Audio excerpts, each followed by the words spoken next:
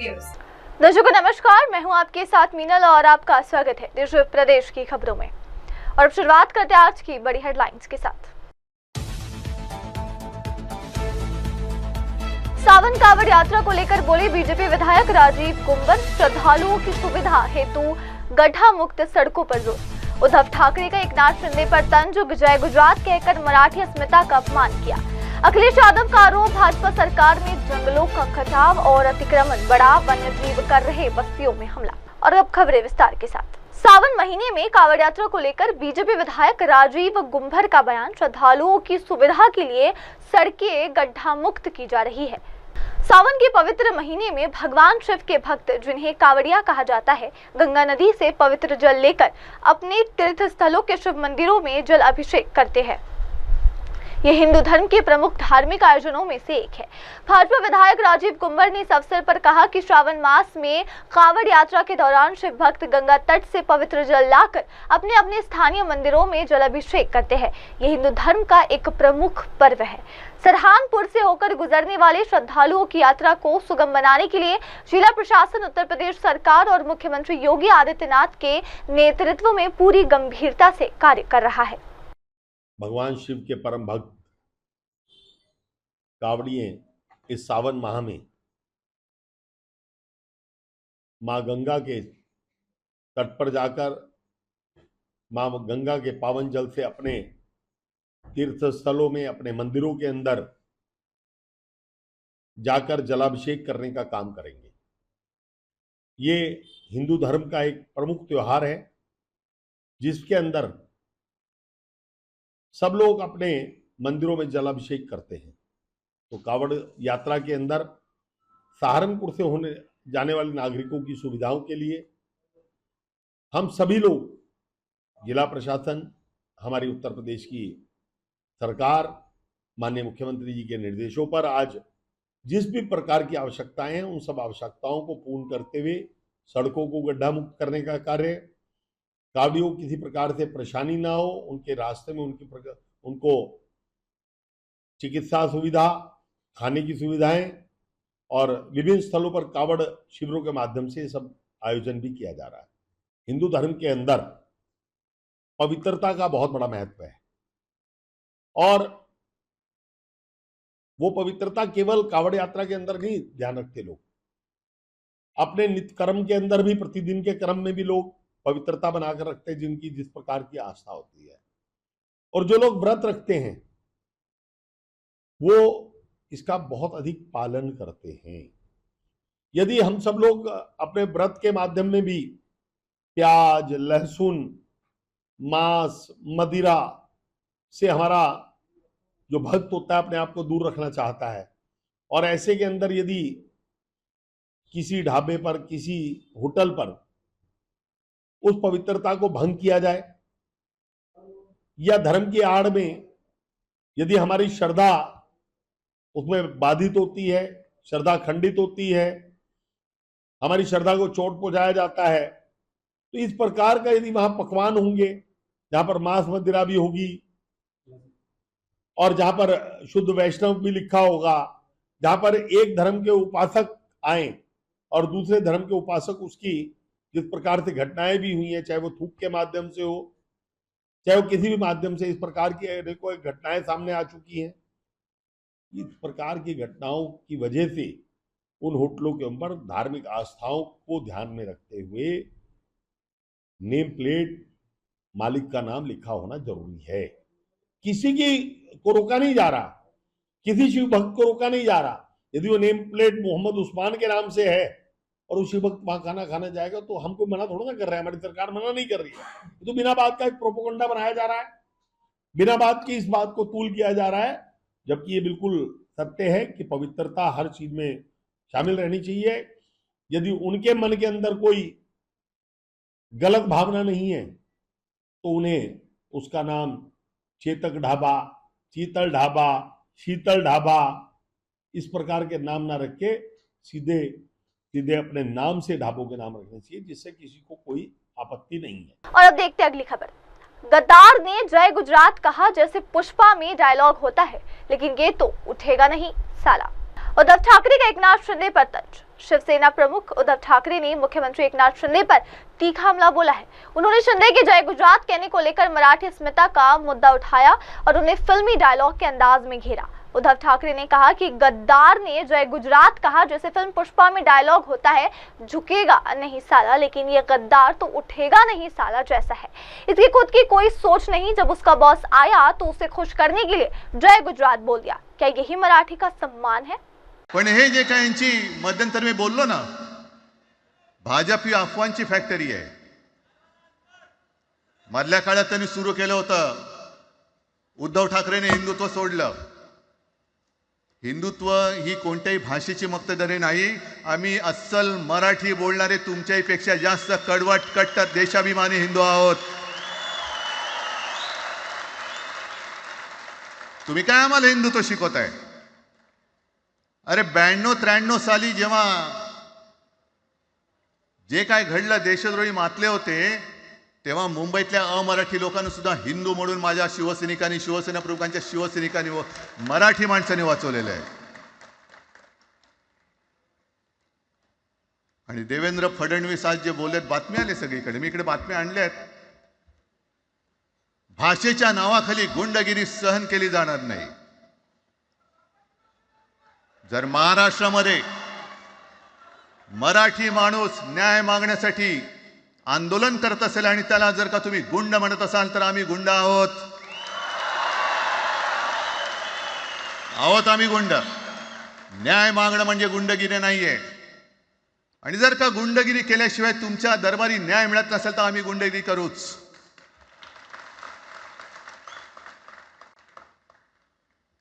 पण हे सगळे राजकीय वाडगे. देवेंद्र फडणवीसांची आजचं वक्तव्य म्हणजे मला संयुक्त महाराष्ट्र चळवळीच्या वेळेला सखा पाटलांनी केलेलं एक वक्तव्य आठवते.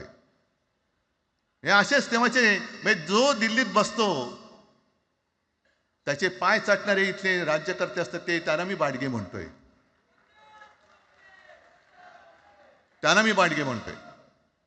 कारण संयुक्त महाराष्ट्र चळवळीमध्ये मुंबई आपल्याला आपण मिळवली. आपण म्हणजे आपण मराठी माणसांनी. तेव्हाही तत्कालीन जे सत्ताधारी होते, हो अगदी काँग्रेस होतीच ना तेव्हा सत्तेवर, मुंबई मराठी माणसाला द्यायला तयार नव्हती. आणि तेव्हा सुद्धा एक मराठी माणूस, म्हणजे आज जे बोलतात ना आम्ही मराठी नाहीत का, अरे तुम्ही नुसतं नावाने मराठी आहात, तुमच्या अंगात मराठी रक्त आहे की नाही आता तपासावं लागेल. यावश्चंद्र दिवाकरो, मुंबई महाराष्ट्राला मिळणार नाही. कशी नाही मिळत? झुकवलं, वाकवलं, गुडघ्यावरती आणलं मराठी माणसानी. आणि मुंबई आपल्या हक्काची, तुम्ही आता जी घोषणा घेतली ना, दिली ना, ती मुंबई आपल्या हक्काची आपण लढून आपण मिळून घेतली.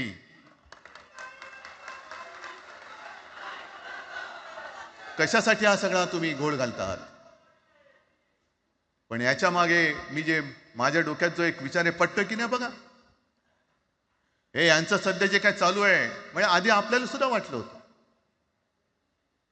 कारण तेव्हा काश्मीरमध्ये 370 कलम होतं, ते हटवण्यासाठी शिवसेनेने पाठिंबा दिला. आणि तेव्हा यांनी घोषणा दिली होती, एक निशाण, एक प्रधान, एक विधान. बरोबर आहे.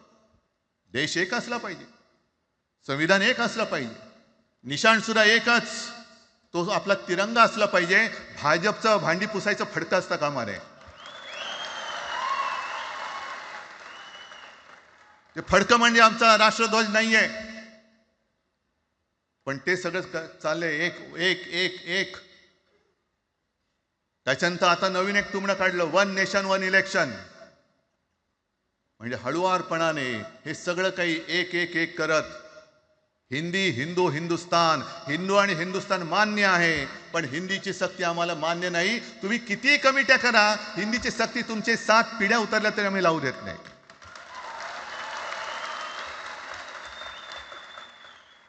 मग एक फेक नरेटिव्ह पसरवायचं. हे उद्धव ठाकरेच्याच काळातलं. अरे उद्धव ठाकरे एवढं काम करत होता, मग पाडलात कशाला गद्दारी करून? तान्या बोंबललात तेव्हा. पण मी अभिमानाने सांगेन, माझ्या मंत्रिमंडळातले सहकारी इकडे बसले, जितेंद्र आव्हाड आहेत, आणखीन कोणी असतील. मी मुख्यमंत्री असताना महाराष्ट्रामध्ये मी मराठीची सक्ती केली होती आणि केलीच. ज्याचा मला अभिमान आहे. काय केलं त्याचं तुम्ही? मराठी भाषा महाराष्ट्रामध्ये सक्तीची करावी लागली. का करावी लागली? कोण आहेत आमच्या मराठीचे दुश्मन? कोण आहेत? पण महाराष्ट्रामध्ये मराठीची सक्ती केल्यानंतर सुद्धा काही लोक कोर्टामध्ये गेले. ती गुंडगिरी नाही होत. पण आता कोणतरी एक तो भेडिया काय भेडिया असतं ना त्याचं नाव,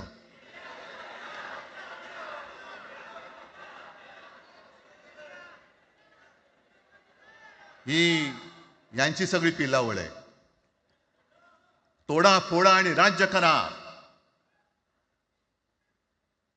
आपण ज्या काही गोष्टी केल्या होत्या, हे म्हणतात म्हणे शिवसेनेने आजपर्यंत काय केलं? शिवसेना म्हणजे आता राज मी तुला माझ्या सोबतच घेतो, कारण आपण तेव्हा एकत्रच होतो. आता सुद्धा पुढे एकत्र चाललेलो आहोत. एक मराठी माणसाची वज्रमूठ दाखवली. त्या सगळ्यांना धन्यवाद देतोय. दीपक पवार पण त्याच्यात आहेत, सगळेच आहेत. मुणगेकर साहेब आहेत, सुप्रियाताई आहेत, सगळेच आहेत. कोणाकोणाची नाही. महादेवराव बसले. महादेवराव आपल्याला सुद्धा बऱ्याच वर्षांनी पाहिजे. काय वेळेला काय जानकर बी अनजान होते, असं होतं. पण एक गोष्ट नक्की की आमच्या दोघांमध्ये जो काही अंतरपाठ होता तो अनाजी पंतांनी दूर केला.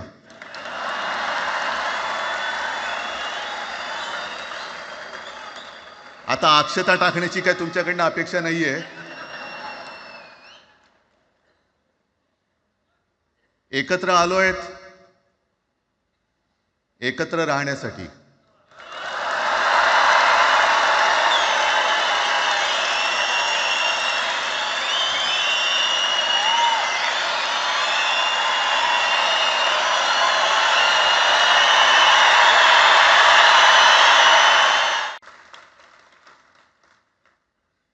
त्याच्यामुळे यांचा काही आगा नाही, पिछा नाही. राजकारणातले हे व्यापारी आहेत.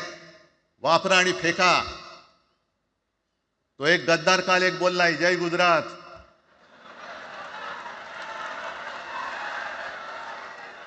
मग किती लाचारी करायची?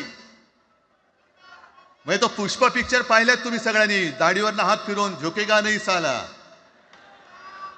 तसे हे गद्दार म्हणतात उठेगा नाही साला. कुछ भी बोलो उठेगाही नाही. अरे कसा उठणार? आहे का तुझ्याकडे उठण्यासारखं? म्हणजे विचार मी म्हणतोय.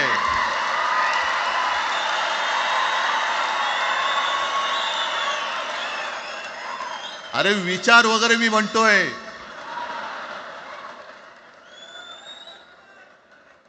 हिंदी भाषेच्या सक्तीला विरोध न करणारा बाळासाहेबांच्या विचाराचा पाईक असू शकेल? आपला मालक आला म्हणून त्याच्यासमोर जय गुजरात म्हणणारा आपल्या बाळासाहेबांच्या विचाराचा पाईक असू शकेल? मग आता जे मला वाटतं कुठल्या एबीपीचं होतं ना, उघडा डोळे बघा नीट. डोळे उघडलेत? पण आता जर का डोळे उघडले नाही तर पुन्हा कधी उघडण्याची वेळ येणार नाही, कायमचे मिटून जातील. आत्ताच डोळे उघडा, आत्ताच जागे व्हा.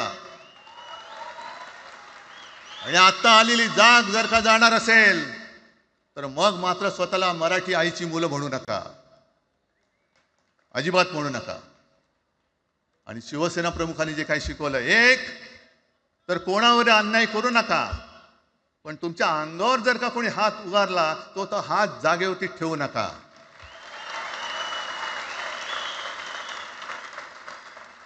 देवेंद्र फडणवीस भाषिक गुंडगिरी सहन करणार नाही तुम्ही म्हणता आहात. मला एक मराठी माणूस असा दाखवा की जो आपल्या देशात इतर राज्यामध्ये जाऊन गुंडगिरी करू शकतो. हिम्मत आहे त्याची? एक मराठी माणूस दाखवा. पण तुमचे सगळे चेले चपाटे उठतायत, कोणावरही आरोप करतायत, तमाशे करतायत. अरे कोणताही मराठी माणूस किंवा कोणताही भाषिक इतर प्रांतीय भाषेत तिकडे गेला, राज्यात गेला आणि दादागिरी करण्याचा प्रयत्न केला तर उभा चिरून टाकतील तिथली लोक. बंगालमध्ये जाऊन बघा, तमिळनाडूमध्ये जाऊन बघा. मग आम्ही आमच्या घरामध्ये आमच्या न्याय हक्काची गोष्ट केली, बरं कोणाशी भांडतो आम्ही? इथे सुद्धा काही अमराठी आले असतील, जसं राजने सांगितलं तसे आपले सगळ्यांचे अमराठी अनेक मित्र आहेत. पण त्यांच्यामध्ये आम्ही गुण्यागोविंदाने नांदतोय. मग हे गुण्यागोविंदाने नांदले, एकत्र राहिले तर आपली पोळी कशी भाजली जाईल? म्हणून तुम्ही आमच्या एकजुटीमध्ये विषाचा खडा टाकतात. हे सगळे तुमचे डाव आता उघड झालेले. तुम्ही वाटेल ते करा, पण मी आज महाराष्ट्राला आवाहन करतोय, म्हणजे विनंती करतोय की यापुढे कोणत्याही पक्षाचे आपण असो, जसं संयुक्त महाराष्ट्र समितीच्या वेळेला मराठी माणसाची एकजूट झाली होती, तशी एकजूट जर का आपण सगळ्या पक्षांनी मिळून, अगदी भाजप मधल्या मराठी माणसांनी सुद्धा त्याच्यामध्ये आलं पाहिजे.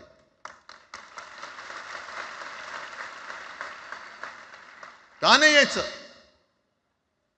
ज्या राज्यामध्ये राहता, ज्या मातीमध्ये तुम्ही जन्माला आलात, ज्या आईच्या पोटी जन्म घेतलात,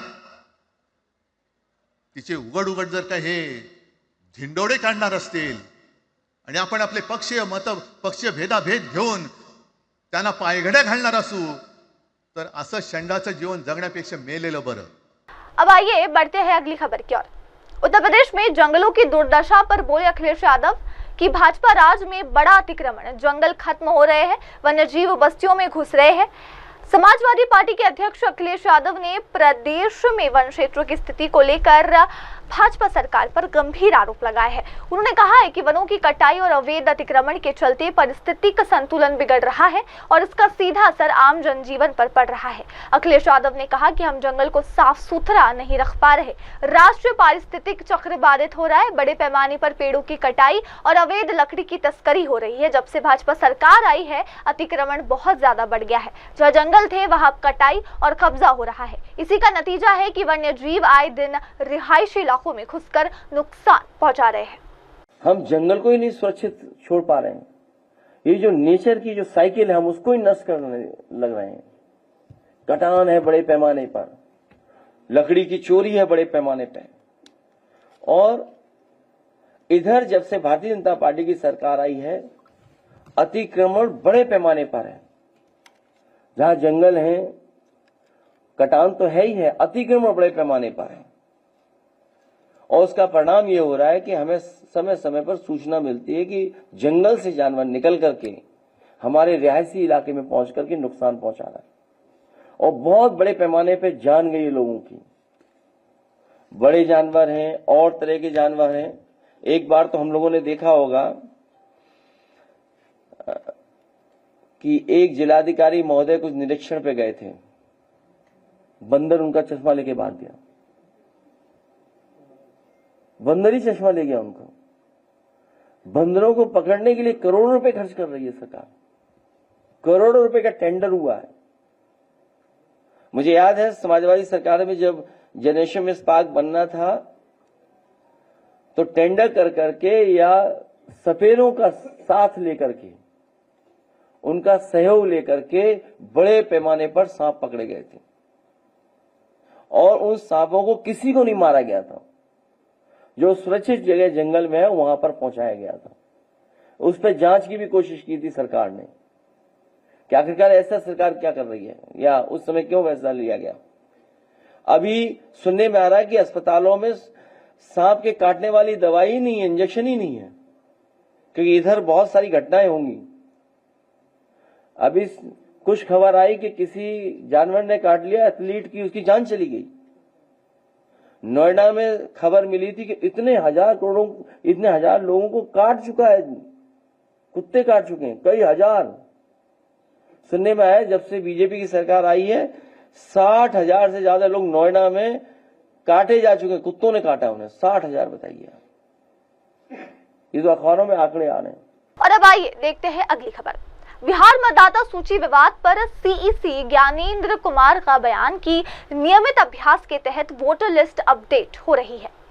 कांग्रेस द्वारा बिहार की मतदाता सूची में अनियमितताओं का आरोप लगाने के बीच मुख्य निर्वाचन आयुक्त ज्ञानेंद्र कुमार ने प्रेस वार्ता में स्थिति स्पष्ट की। उन्होंने कहा कि चुनाव से पूर्व वोटर लिस्ट का अद्यतन वैधानिक प्रक्रिया के अनुरूप होता है। ज्ञानेंद्र कुमार ने बताया कि चुनाव के पहले वोटर लिस्ट अपडेट किया जाना आवश्यक है। 1 जनवरी 2003 के बाद लिस्ट व वोटरों का पूरा विवरण नहीं किया गया था, ये सामान्य प्रक्रिया का हिस्सा है। उन्होंने ये भी कहा कि मतदाता सूची की सच्चाई को लेकर लगभग हर राजनीतिक पार्टी ने शिकायत की और अपडेट की मांग की। कानून के अंतर्गत हर चुनाव से पहले मतदाता सूची को अपडेट करना आवश्यक होता है।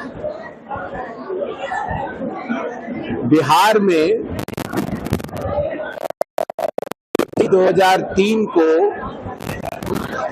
मतदाता सूची का गहन परिशोधन हुआ था। उस समय जिन लोगों का नाम मतदाता सूची में आया था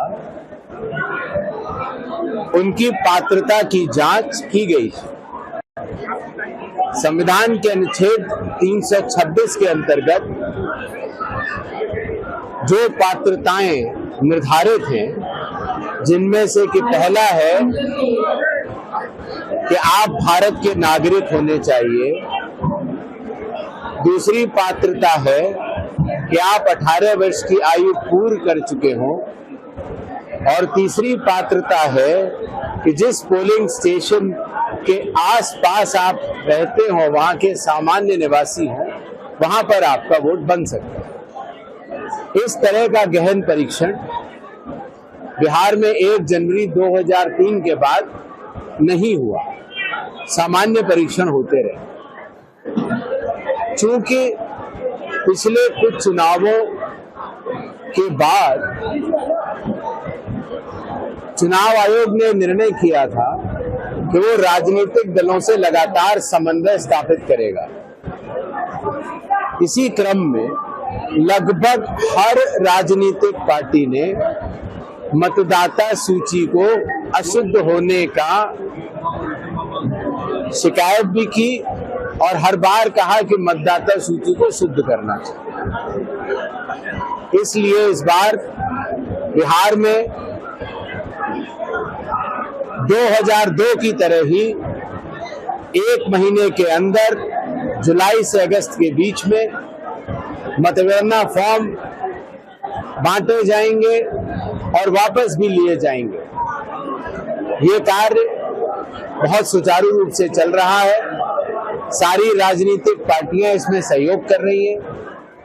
1 लाख से ज्यादा बूथ लेवल ऑफिसर्स लगे हुए हैं। 1.5 लाख से ज्यादा हर पॉलिटिकल पार्टीज ने अपने बूथ लेवल एजेंट्स को नामित किया है और सभी लोग ईमानदारी से और मेहनत से इस काम को कर रहे हैं। इस बार मतगणना फॉर्म के साथ दस्तावेज बताए गए हैं, लेकिन प्रथम फेज ये है कि हर व्यक्ति अपनी मतगणना का फॉर्म भर के दे और अपने कागजों के साथ दे। अगर किसी के पास मतगणना फॉर्म देते समय कागज नहीं है तो वो उसको कुछ दिन बाद भी दे सकता है। आजकल टेक्नोलॉजी हमारी काफी आगे बढ़ गई है। जहां तक रही बात चुनाव आयोग और उसकी पारदर्शिता की, तो पूरी मतगणना सूची सभी लोगों के सामने पारदर्शी तरीके से बनाई जाएगी। हर पात्र नागरिक उसका हिस्सा होगा और कोई भी इनएलिजिबल आदमी उसका हिस्सा नहीं बन पाएगा। जय भारत, जय हिंद। और अब आइए देखते हैं अगली खबर। कोलकाता में इस्कॉन द्वारा आयोजित भगवान जगन्नाथ की बहुड़ा यात्रा ब्रिगेड परेड ग्राउंड से हुई आरंभ। भगवान जगन्नाथ की बहुड़ा यात्रा का शुभारंभ आज ब्रिगेड परेड ग्राउंड से हुआ, जिसका आयोजन इस्कॉन कोलकाता द्वारा किया गया। 9 दिवसीय रथ यात्रा उत्सव के समापन पर भगवान जगन्नाथ, बलभद्र और देवी सुभद्रा अपने मूल मंदिर की ओर लौटते हैं। भक्तों की भारी भीड़ और भजन कीर्तन के बीच रथ को खींचते हुए श्रद्धालुओं ने हर्षोल्लास के साथ इस आध्यात्मिक यात्रा में भाग लिया। इस अवसर पर विशेष प्रसाद वितरण, सांस्कृतिक कार्यक्रम और कीर्तन का आयोजन भी किया गया। बलभद्र देव के, सुभद्रा महारानी के, सुदर्शन देव भगवान के, शिल प्रभुपाद की, गौर प्रेमानंदे। টানো টানো টানো, আবার 1 বছর পর রচনার সুযোগ পাবেন। রথের দড়ি টেনে নিজের মানব জীবনকে ধন্য করুন। আসুন আসুন, নববৃন্দাবন থেকে লীলাখাতে শ্রী ভগবান এসে যাচ্ছে। সবাই একবার বলুন জয় জগন্নাথ, জয় জগন্নাথ, জয় জগন্নাথ।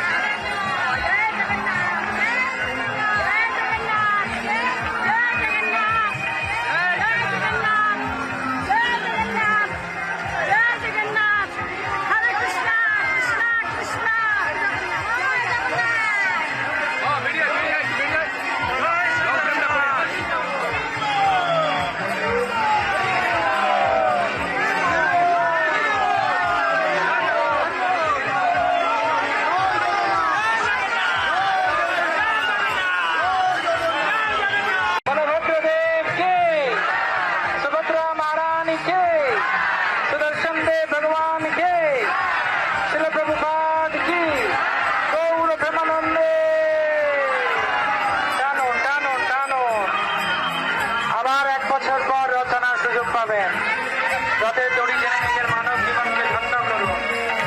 আসুন আসুন নববৃন্দাবন থেকে নীলাচলে শ্রী ভগবান এসে যাচ্ছেন। সবাই একবার বলুন জয় জগন্নাথ, জয় জগন্নাথ, জয় জগন্নাথ।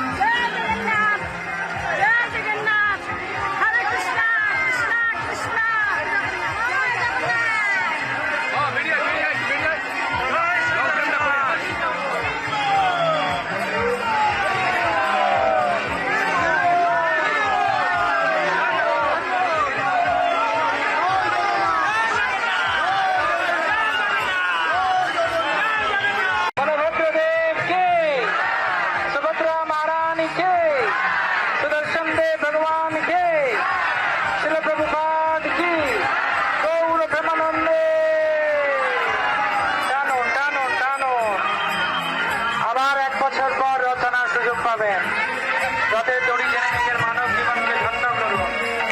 আসুন আসুন নববৃন্দাবন থেকে নীলাচলে শ্রী ভগবান এসে যাচ্ছেন।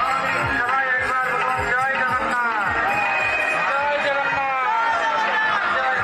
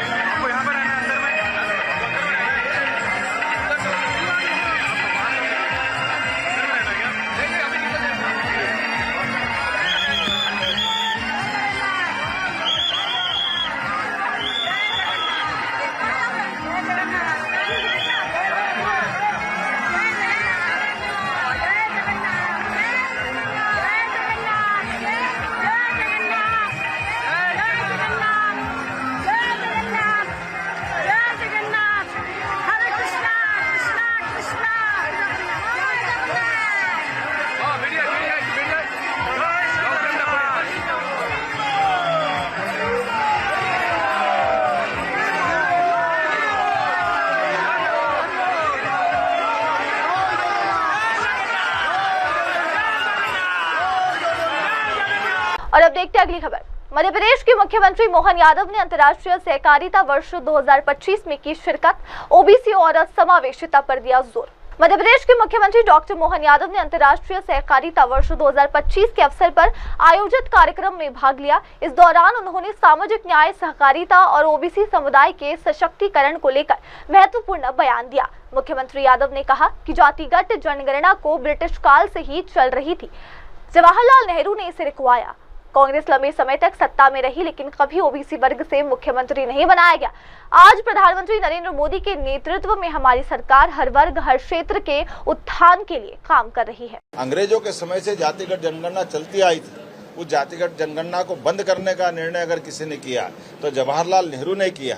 इनकी सरकार इतने समय रही, ये ओबीसी के वर्ग को ना कोई मुख्यमंत्री ना कोई आरक्षण, इनके द्वारा जिस प्रकार से काम किया गया, आज हमारी सरकार देश के अंदर यशस्वी प्रधानमंत्री के नेतृत्व में सभी वर्गों की बेहतरी के लिए काम कर रही। हमने तो सामान्य वर्ग के लिए भी 10% का आरक्षण, जो सभी समाजों के गरीब वर्ग है उनको आरक्षण लाभ देना चाहिए। हम उस पार्टी के लोग हैं जनता सब जानती है, इसलिए कांग्रेस और कांग्रेस के नेता कुछ भी कहे, इन पे कोई भरोसा नहीं करेगा। वो कब नहीं आए, कितनी बार आए, आके करेंगे क्या? क्योंकि उनकी पार्टी झूठ का पहाड़ खड़ा करती है। जनता लगातार तीसरी बार उनको लोकसभा से भी बाहर कर चुकी है।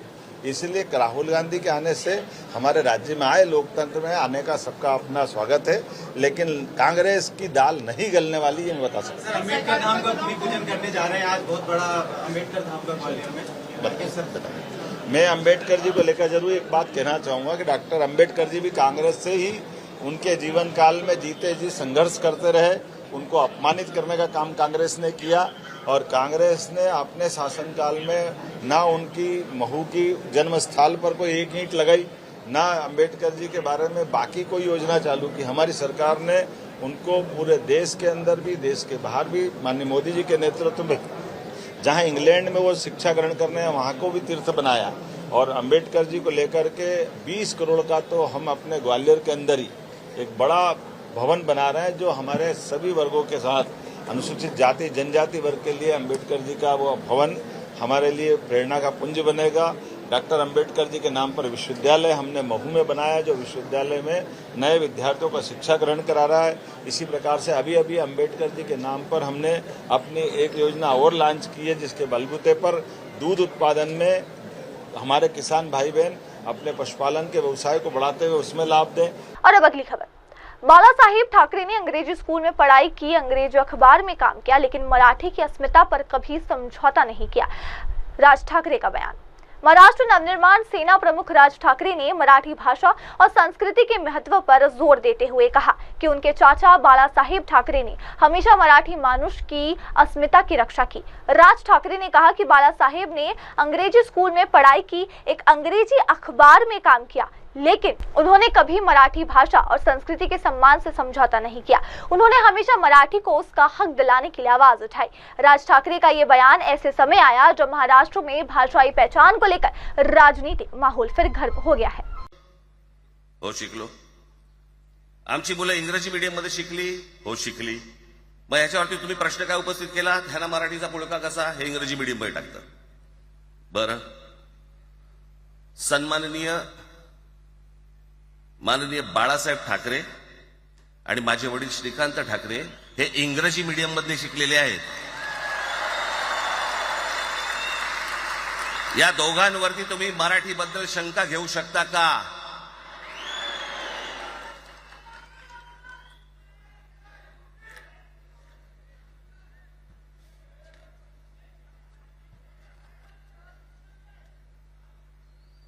Lalkrishna Advani Saint Patrick high school Christian missionary school मध्ये शिकले। हिंदुत्वावर शंका घेऊ का त्यांच्या? कॉन्व्हेंट स्कूल मध्ये शिकलेले आहेत अडवाणी। दक्षिण भारतामध्ये बघा, तमिळच्या प्रश्नावरती, तेलुगूच्या प्रश्नावरती कडवटपणे समोर येऊन उभे राहतात।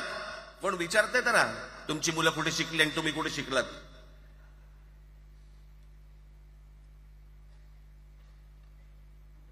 उद्या मी हिब्रू भाषेत शिकीन आणि मराठीपणाचा कडवट अभिमान बाळगीन, काय प्रॉब्लेम आहे?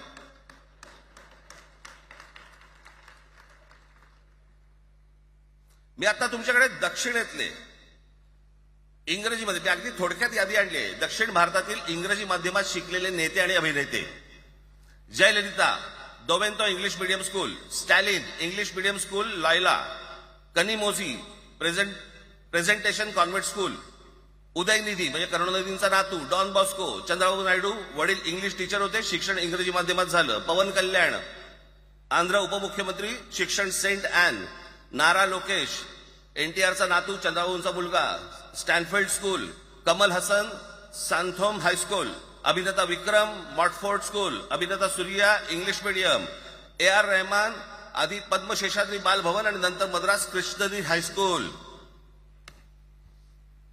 परवा दिवशीचा एक प्रसंग सांगतो। एका व्यासपीठावरती तामिळनाडूमध्ये AR रहमान व्यासपीठावरती उभे होते, काहीतरी कार्यक्रम होता, त्या बाई तामिळमध्ये बोलत होत्या। अचानक ती बाई हिंदीत बोलायला लागली. त्याच्यावरती रहमानने तिच्याकडे असं बघितलं, बोलला हिंदी, आणि व्यासपीठावरनं खाली उतरला.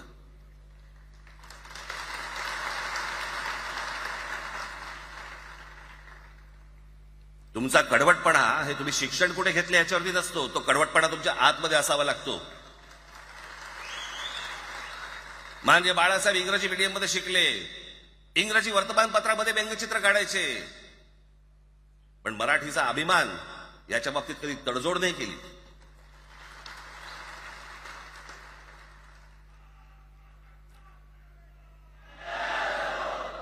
म्हणे एक भाषा म्हणे सगळ्यांनाच बांधून ठेवते. कुठची एक भाषा?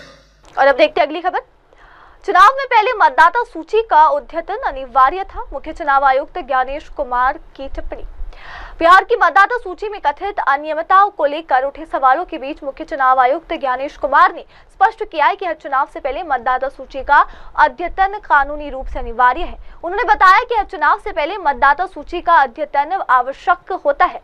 बिहार में 1 जनवरी 2003 को मतदाता सूची का व्यापक रूप से पुनरीक्षण किया गया था, जिसमें स्थानीय निवास और पात्रता की जांच की गई थी। ज्ञानेश कुमार ने यह भी कहा कि वर्तमान में विशेष गहन पुनरीक्षण अभियान चल रहा है, जिसमें मतदाता सूची की सटीकता सुनिश्चित करने के लिए 1 लाख से अधिक बूथ स्तर के अधिकारी कार्यरत हैं। अंतर्गत हर चुनाव से पहले मतदाता सूची को अपडेट करना आवश्यक है।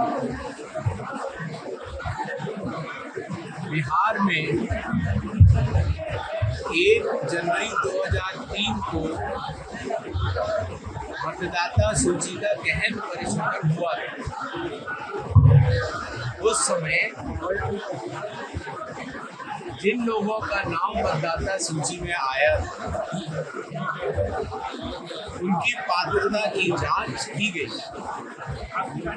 संविधान के अनुच्छेद 326 के अंतर्गत जो पात्रताएं निर्धारित हैं, जिनमें से पहला है कि आप भारत के नागरिक होने चाहिए,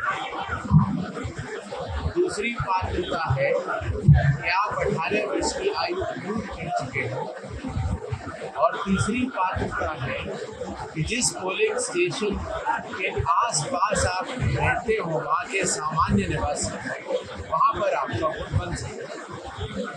इस तरह का गहन परीक्षण बिहार में 1 जनवरी 2003 के बाद नहीं हुआ, सामान्य परीक्षण हुआ। चूंकि पिछले चुनावों के बाद चुनाव आयोग ने निर्णय किया कि वो राजनीतिक दलों से लगातार समन्वय स्थापित करें। इसी क्रम में लगभग हर राजनीतिक पार्टी ने मतदाता सूची को अशुद्ध होने का शिकायत भी की और हर बार कहा कि मतदाता सूची को शुद्ध करें।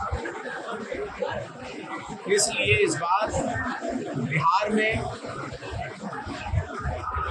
2002 की तरह ही 1 महीने के अंदर जुलाई से अगस्त के बीच में मतगणना फॉर्म बांटे जाएंगे और वापस भी लिए जाएंगे। ये कार्य बहुत सुचारू रूप से चल रहा है। सारी राजनीतिक पार्टियां इसमें सहयोग कर रही हैं। 1 लाख से ज़्यादा बूथ लेवल ऑफिसर्स लगे हुए हैं। 1.5 लाख से ज़्यादा हर पॉलिटिकल पार्टीज ने अपने बूथ लेवल एजेंट्स को नामित किया है और सभी लोग ईमानदारी से और मेहनत से इस काम को कर रहे हैं।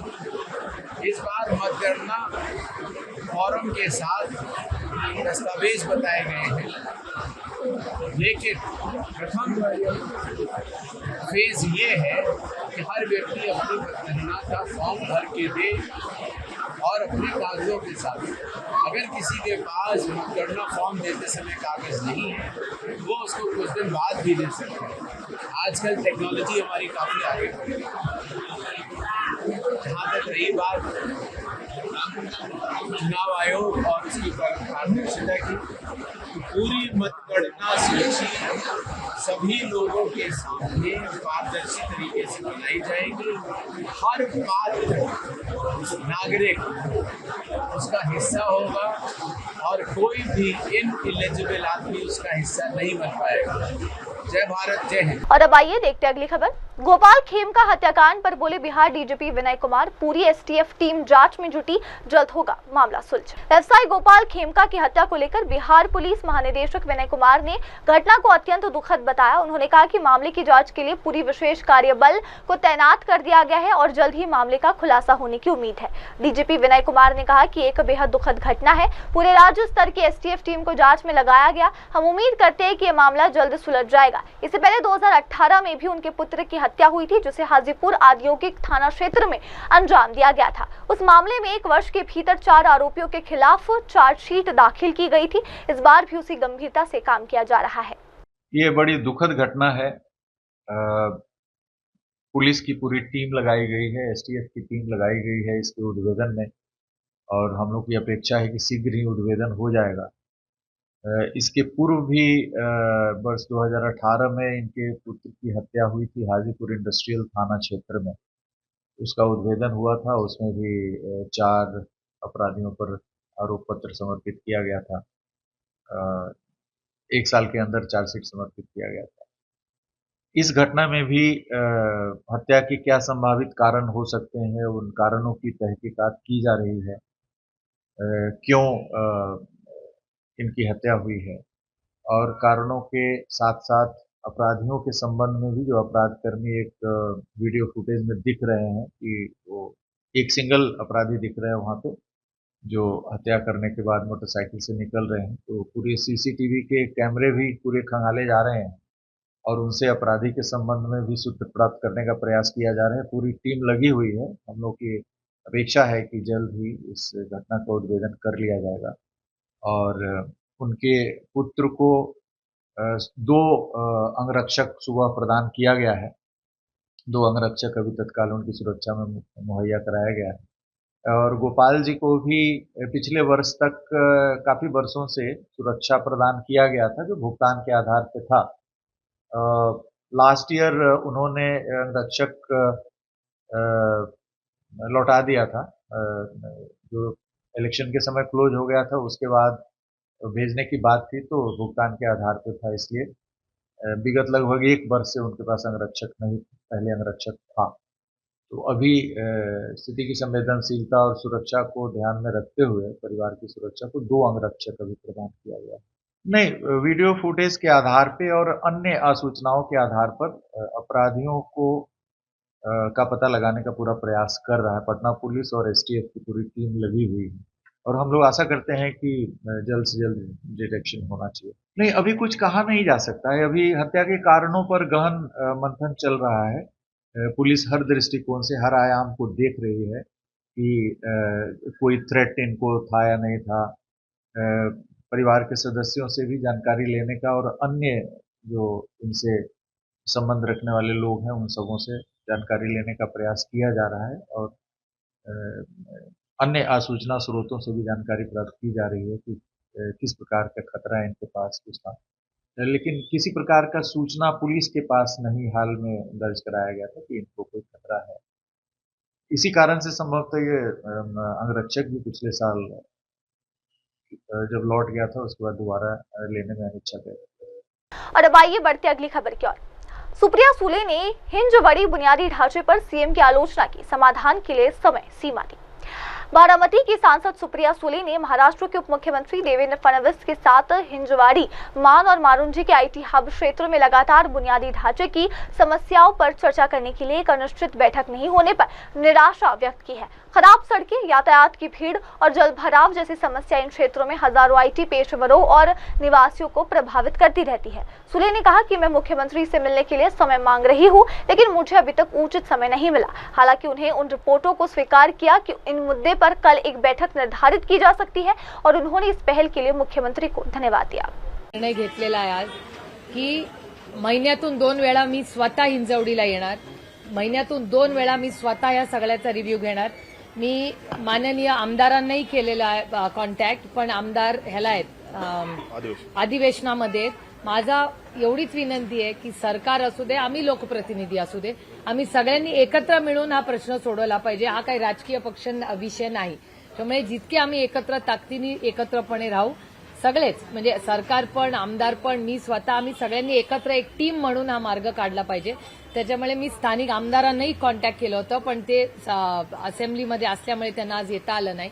पण मी माननीय मुख्यमंत्र्यांना आजही परत पत्र लिहिणार आहे, आधी अनेक वेळा लिहिलेलं आहे की आमची सगळ्या मान असेल, हिंजवडी असेल, या सगळ्या लोकांचं म्हणणं आहे की ह्याला एक कॉम्पिटंट अथॉरिटी हेड असलं पाहिजे, इंडिपेंडंट.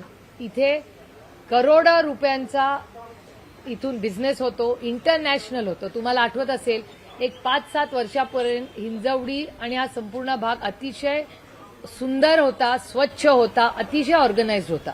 पण गेल्या 5-7 वर्षामध्ये अनेक कामंही निघाली आहेत, नवीन प्रचंड कन्स्ट्रक्शन झालंय, काही कन्स्ट्रक्शन नाल्यांवर झालेलं आहे.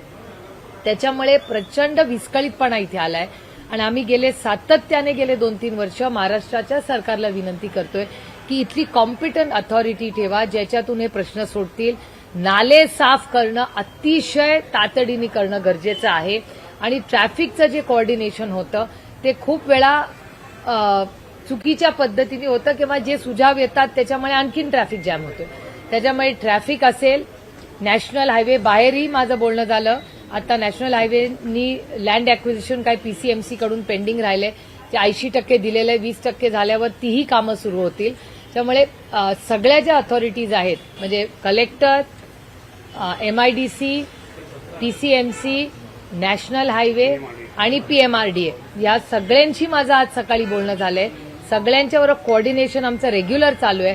आमची एवढीच विनंती आहे की महाराष्ट्राच्या माननीय मुख्यमंत्र्यांनी त्या सगळ्याची एक जम्बो मीटिंग घ्यावी आणि ह्याच्यातून मार्ग काढावा. त्या मीटिंगला आम्हाला बोलवलं तर आम्ही आनंदाने जाऊ, कारण आम्ही मदत करायला इथे बसलेलो. त्याच्यामुळे आमदार, खासदार, स्थानिक जे कोणी लोकप्रतिनिधी असतील, NGOs असतील, त्या सगळ्यांची एक जम्बो मीटिंग माननीय मुख्यमंत्र्यांनी घ्यावी.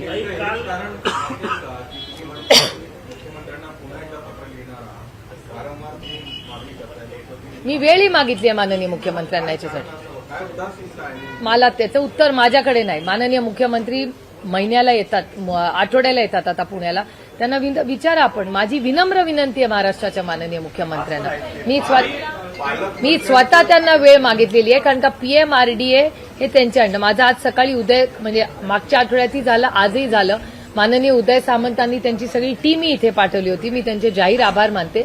आणि पुढच्या आठवड्यात 8 तारखेला उदय सामंतांची वेळ आम्ही घेतली. इथले सगळे विषय घेऊन आम्ही इंडस्ट्री मिनिस्टरकडे जाणार आहोत. नाही, पालकमंत्री, माननीय मुख्यमंत्री, इंडस्ट्री मिनिस्टर आणि सगळ्या competent authorities, PMRDA, collector, national highway आणि कोण राहिलं, MIDC, सगळ्यांना कॉन्टॅक्ट झाल्यात, मीटिंग झाल्यात, पत्रव्यवहार झाले, सगळं झाले.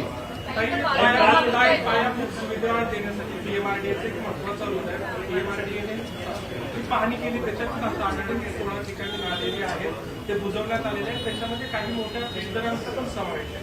30 तारखेपर्यंत नोटीसला उत्तर नाही दिलं, काही कारवाई नाही केली तर गुन्हे दाखल करू. नाही, आम्ही तर हे किती दिवस सांगतोय नाल्यांचा इशू.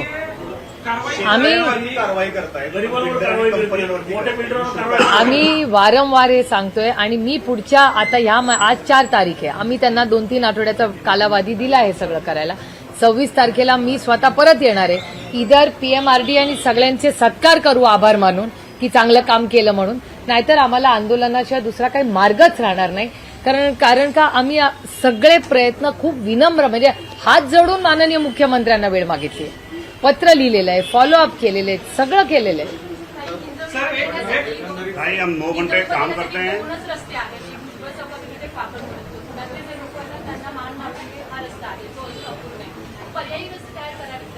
सूर्य हॉस्पिटलचा रोड नाही, कंटिन्युअसली नाले सफाई, रस्ते, मेट्रोचा राडा रोडा होतोय. तो मी तर एवढंही सजेस्ट केलं की शाळांचे टायमिंग पुढे मागे करता येईल का, 15 मिनिटं 20 मिनिटं, तो एक लोड करतो. We are in solution mode.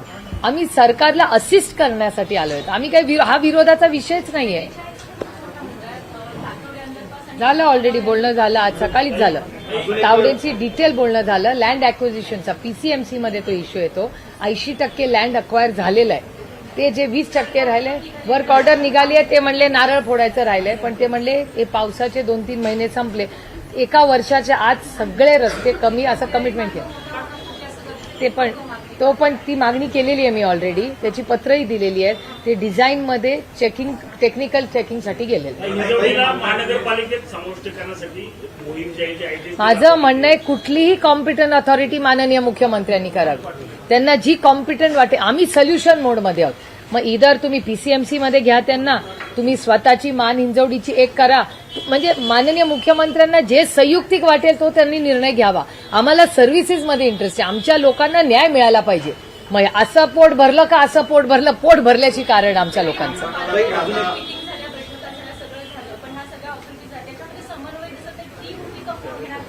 Competent authority सरकार, मायबाग सरकार आहे ना. सरकारचं काम काय मग? What is government for? Government is for administration. जे लोक हो, पण हा प्रश्न मला नाही ना, सरकारला विचारायला पाहिजे. सरकारमध्ये आहात, सत्ता कशासाठी असते? तुमच्या आयुष्यात एक चांगला बदल घडवण्यासाठी. तर हु इज द कॉम्पिटन्स? आत्ता सरकारमध्ये कोण आहे? त्यांनी करायला पाहिजे नाही. आणि आमची त्यांना मदत करायची तयारी आहे आमची. जरी मी विरोधी पक्षात असले तरी हा काय पॉलिटिकल इश्यू नाही ना. मी तर त्यांना म्हणत नाहीये की हा रस्ता इथे घेऊ नका, हा रस्ता, असं काहीच आम्ही म्हणत नाहीये. आम्ही म्हणतोय की तुम्ही आम्ही तुमच्याकडे फॉलोअप करतोय सरकार म्हणून. आमचे नाले साफ करून द्या, आमच्या रस्त्याचे खड्डे बुजवा. आम्ही सोल्युशन करायला तयार आहे की शाळेमध्ये जाऊन आम्ही विनंती करू, बाबा 15 मिनिटं पुढे मागे करता येईल का? म्हणजे आमची सगळी सहकार्याचीच भूमिका राहिलेली आहे. आणि सगळ्या अधिकाऱ्यांकडे फॉलोअप, माननीय मुख्यमंत्र्यांकडे फॉलोअप, इंडस्ट्रीकडे, सगळ्यांकडेच फॉलोअप आहे.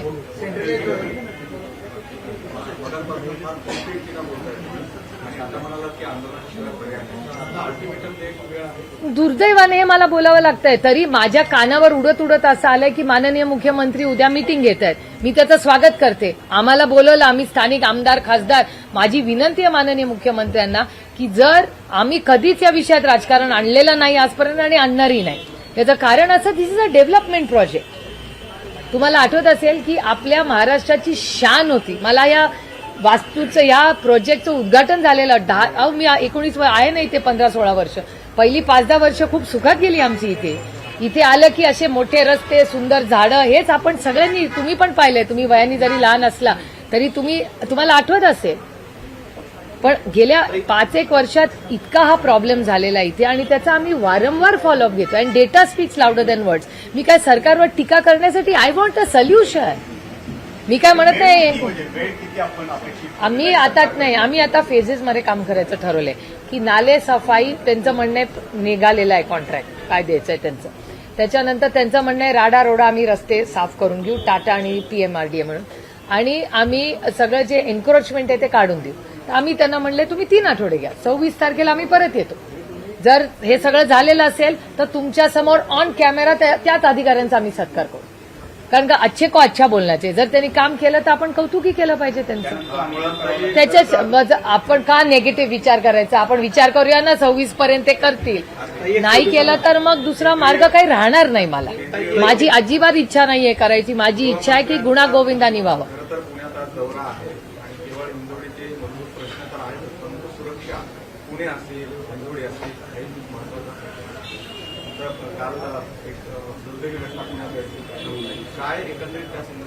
नाही, क्राईम वाढलाय महाराष्ट्रात हा केंद्र सरकारचा डेटा सांगतो. तुमच्या सगळ्यांच्या आशीर्वादाने मी जी स्टँडिंग कमिटी आहे केंद्र सरकारची, त्याच्या होम कमिटीवरच मी आहे.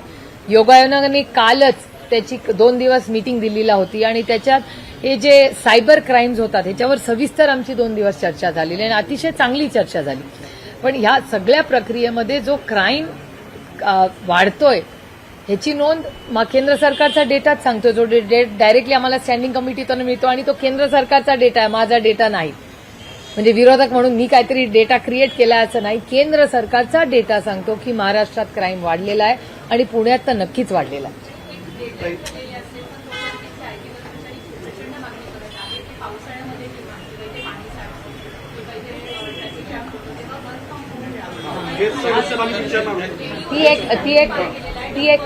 ती एक रिक्वेस्ट आलेली आहे तर तीही म्हणजे माननीय मुख्यमंत्र्यांनी मला 5च मिनिटं वेळ दिला ना तर मी हे सगळं सांगेन. मी इतकी विनंती करते माननीय मुख्यमंत्र्यांना वेळ द्यायची. मी पत्रही दिलंय, रिक्वेस्टही टाकलेलं आहे. आणि ह्याच्यातून दिस इज अ सोशल वर्क. हे काय राजकीय विषय नाही किंवा इलेक्शनचा विषय नाही. सगळ्यात राजकारण कशाला आणायचं? काही गोष्टी अबव बोर्ड केल्या पाहिजेत ना पॉलिटिकली.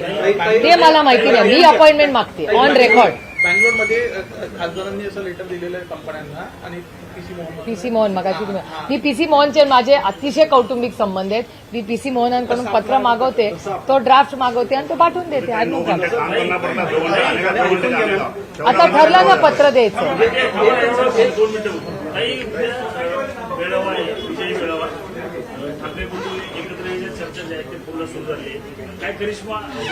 नाही आज करिश्मा नसतो, ही सेवा आहे. ठाकरे फॅमिलीचं योगदान, बाळासाहेब आणि त्यांची कुटुंब, आणि बाळासाहेबांचं कुटुंब म्हणजे फक्त ज्यांचं ठाकरे आडनाव नाही, शिवसेनेतला प्रत्येक कार्यकर्ता हा ठाकरेच आहे. कारण का त्या सगळ्यांनी प्रेमाने विश्वासाने संघटना शून्यातून उभी केलेली आहे. आणि आज त्यांच्या कुटुंबातले 2 लोक येत असतील एकत्र तर मी अर्थातच त्याचं मनापासून स्वागत करीन आणि पहिल्या दिवसापासून करते. काहीतरी गोष्टी कधीतरी हिसाब किताब कुछ तो चीजें दिल से करनी चाहिए यार. माणूस की आहे का नाही काय? मी तुम्हाला सांगू, यश आणि अपयश हे प्रत्येकाच्या आयुष्यात येतं. म्हणून बाळासाहेबांचं योगदान हे महाराष्ट्राचा इतिहास आणि देशाचा इतिहास जेव्हा जेव्हा लिहिला जाईल तो कुठलीही ताकद त्याला संपू शकत नाही. असं कोणीच कोणाला संपू शकत नाही. म्हणजे आमचाही भ्रम असा असेल की मी तुम्हाला संपवीन, तुम्ही असं नसतो आयुष्यात. प्रत्येकाचं योगदान असतं आणि त्या योगदानाचा मान सन्मान झालाच पाहिजे. ह्यालाच सशक्त लोकशाही म्हणतात. मुळात ज्या एका मुद्द्यावर दोन्ही ठाकरे एकत्र येत आहेत तो मराठीचा मुद्दा आहे. आता राष्ट्रवादीची तीच भूमिका होती, म्हणजे दोन्ही राष्ट्रवादी दोन्हीच्या नाही, मी आमच्या सांगू शकते, त्यांचं मी कसं सांगणार. दादांनी स्पष्टच केलं होतं की पहिलीपासून इंग्लिशची गरज नाही, त्यामुळे तो मुद्दा समविचारी दिसतो. तो त्यांच्या सरकारने घेतलेला अयोग्य निर्णय होता असं मला वाटतं. तो आता योग्य झालाय, त्याचं मी स्वागत करते. एकत्र येत आहे त्याचं तुम्ही स्वागत करताय, पण पॉलिटिकली राज्याच्या राजकारणावर त्याचा कितपत परिणाम होईल असं तुम्हाला वाटतं? मी तुम्हाला सांगू काय, राज्याचं प्रत्येक गोष्ट फक्त राजकारणात बघायची नसते. राजकारण हे काय फक्त सत्ता, लाल दिवा याच्यासाठी नसते. सत्ता ही तुमच्या आयुष्यात एक चांगला बदल घडवण्यासाठी असते. त्याला एक काहीतरी आपला गोल असतो, त्याला काहीतरी असतं ना, असं थोडी असतं.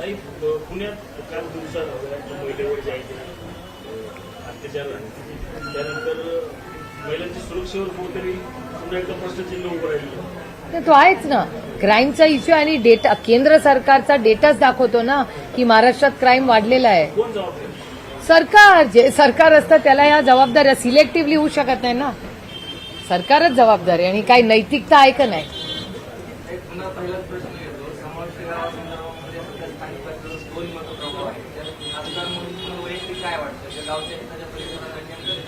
मला असं वाटतं की जो सगळ्यांचं जे एक मत असेल तो निर्णय आपण घ्यावा. जो लोकप्रतिनिधी, मी लोकांची प्रतिनिधी आहे, त्याच्यामुळे लोक म्हणतील तो निर्णय असला पाहिजे. त्यामुळे माननीय मुख्यमंत्र्यांकडे, जर माननीय मुख्यमंत्र्यांनी मला वेळ दिली, जी मी मागते वारंवार त्यांच्याकडे, खूप विनम्रपणे वागते की बाबा तुम्ही आम्हाला वेळ द्या. म्हणजे आम्ही लोकप्रतिनिधी आहोत. मी पक्षाचा विषयच नाहीये, हा राजकारणाचा विषय नाही. हा एक सामाजिक महत्वाचा प्रश्न ज्याचे इंटरनॅशनल रेपरकशन्स आहेत.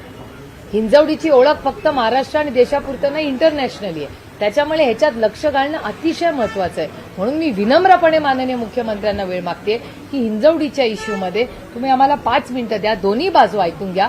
तुम्ही माननीय मुख्यमंत्री आहात, तुम्ही योग्य तो अभ्यास करा आणि योग्य तो निर्णय घ्या आणि आम्हाला या प्रश्नातून मुक्त करा.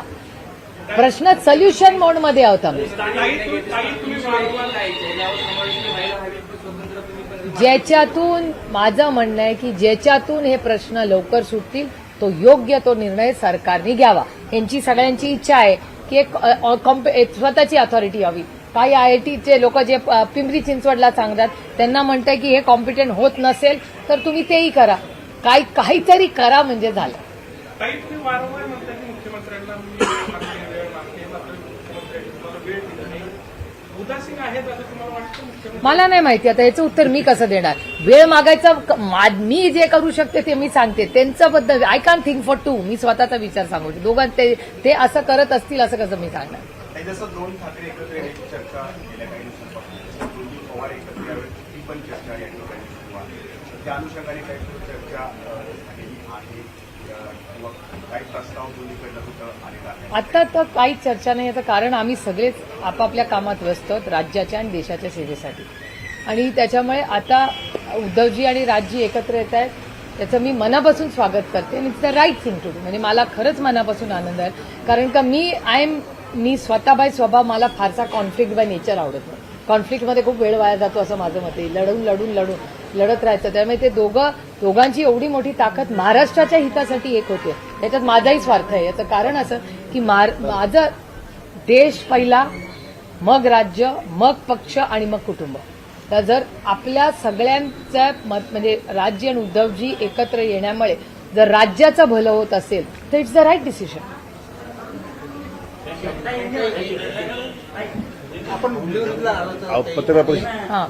हाँ पटकन काय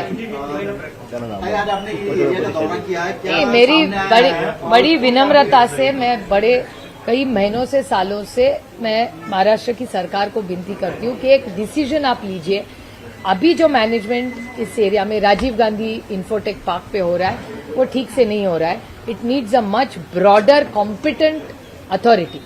तो यहाँ दो मांगे हैं. एक मांग ऐसी है कि ये कॉम्पिटेंट अथॉरिटी एक इंडिपेंडेंट बॉडी हो. कई लोगों का सुझाव है कि पीसीएमसी पिंपरी चिंचवड़ में जाए. ये दोनों का समन्वय मेरी विनती है महाराष्ट्र की माननीय मुख्यमंत्री की. मैंने बहुत बार उनका टाइम भी इसके लिए मांगा है और मेरी विनती है कि वो हर एमएलए एमपी हर स्टेक होल्डर को बुला के एक मीटिंग अगर उन्होंने करवाई तो हम सब की तरफ से उनको सुझाव भी दे सकते कि ग्राउंड रियलिटी क्या है और सब ने मिलके इसमें सोल्यूशन निकालने की जरूरत है. कॉर्पोरेशन लिमिट में ये अगर एरिया जाने से यहाँ के जो बेसिक जो प्रॉब्लम है वो सॉल्व हो पाएंगे? मेरा कहना है कि सरकार ने जिम्मेदारी लेनी चाहिए क्योंकि बहुत सारा रेवेन्यू यहाँ से जाता है. इट्स अ रेवेन्यू मेकिंग दुनिया में हिंजेवड़ाड़ी की है. आपको याद होगा जब इसकी शुरुआत आदरणीय पवार साहब ने की थी तो बड़ी लंबी सोच के की थी और पहले 10-25 साल इंफ्रास्ट्रक्चर बहुत सुंदर रहा यहाँ पर. 5-6 साल में ही यहाँ गड़बड़ हुआ है. जिस तरह से ज्यादा कंस्ट्रक्शन हुआ है, नाले बंद हुए, इसी के कारण ये सब खराब हो रहा है ना. यहाँ बताइए, यहाँ पे पीएमआरडीए ने 16 स्पॉट ऐसे आइडेंटिफाई किए जिसके कारण वहाँ पे वाटर लॉगिंग होती है या फिर कई जगह ट्रैफिक कंजेक्शन होता है. इसके लिए यहाँ की लोकल बॉडियां इंक्लूडिंग पीएमआरडीए भी रिस्पॉन्सिबल है. बिल्कुल है. जो भी देखिए अभी कौन रिस्पॉन्सिबिलिटी है उसमें फंसने से आगे हमको सोल्यूशन चाहिए. हमको 16 पॉइंट्स खोल के चाहिए. ये होमवर्क तो सबने मिलके ही किया है. हम सब ने इन सब ने ही तो ढूंढे नाले. ये मैडम है, ये सरपंच, इन सब ने मिलके होमवर्क किया है. कई एनजीओज है, ये सबकी ताकत है. इन्होंने ही तो होमवर्क करके बताया सरकार को कि भैया ये सब रेड फ्लैग एरिया है, इसको खोल दीजिए नहीं तो पानी नहीं जा पाएगा यहाँ से. आज आपने यहाँ पे विजिट की है, मीटिंग की है, लेकिन गवर्नमेंट से क्या मांग रहे हैं कि उसके लिए क्या फॉलो अप करेंगे? नहीं, मेरा तो हर हफ्ते, अभी तो मैं महीने में एक बार आती थी, अभी 2 बार आऊंगी जब तक ये सॉल्व नहीं होता. एक और गवर्नमेंट की जो मांग है वो तो हर हफ्ते में रखते है. पीएमआरडीए को है, नेशनल हाईवे की बहुत मदद होती है हमें, लेकिन इंडस्ट्री मिनिस्टर्स को अगले हफ्ते हमने टाइम मांगा है और एमएससीबी के बहुत सारे काम पेंडिंग है, वो है.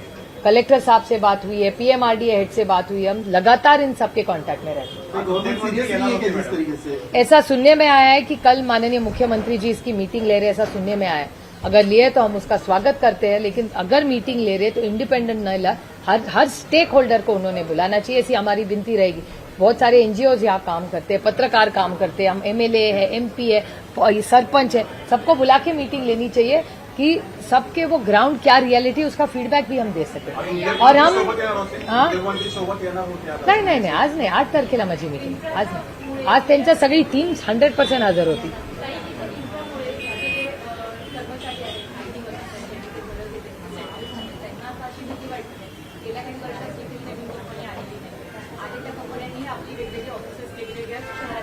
हेच तर आम्ही माननीय मुख्यमंत्र्यांना सांगू पाहतोय. हेच तर आम्ही माननीय मुख्यमंत्र्यांना सांगण्याचा प्रयत्न करतोय की माननीय मुख्यमंत्र्यांनी अर्जंटली ह्याच्यात जातीने लक्ष घालावं. हे मी किती दिवस म्हणते, म्हणून तर मी माननीय मुख्यमंत्र्यांना वेळ मागते की माननीय मुख्यमंत्र्यांनी ह्याची एक अर्जंट मीटिंग बनवून ह्याच्यातून मार्ग काढायला पाहिजे. कारण का खूप विश्वासाने इथल्या लोकांनी जमिनीही दिल्या आणि the whole idea of this project म्हणजे आपल्याला सार्थ अभिमान आहे अशी ही राजीव गांधी इन्फोटेक पार्क आहे आणि आपली सगळ्यांची नैतिक जबाबदारी आहे. ह्याच्यात मी राजकारण अजिबात आणू देत. मी महाराष्ट्राच्या माननीय मुख्यमंत्र्यांवर ह्याच्यासाठी टीका टिप्पणी करत आहे. माझं म्हणणं आहे आम्हाला वेळ द्या आणि मार्ग काढून द्या, एवढीच आमची मागणी.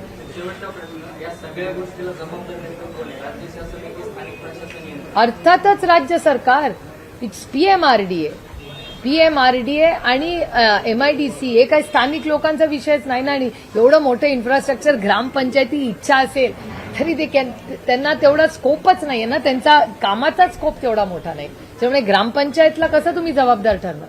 एवढं मोठं इन्फ्रास्ट्रक्चर करायला मुंबई पुण्यासारखं मोठं त्याचा ऍडमिनिस्ट्रेटिव्ह बॉडी पाहिजे आणि त्याची मागणी आम्ही करतोय ना, वारंवार करतो. आणि आता मी टीका करण्याला बसलेच नाही. आय एम इन सोल्युशन मोड. आम्हाला मार्ग काढून द्यावं.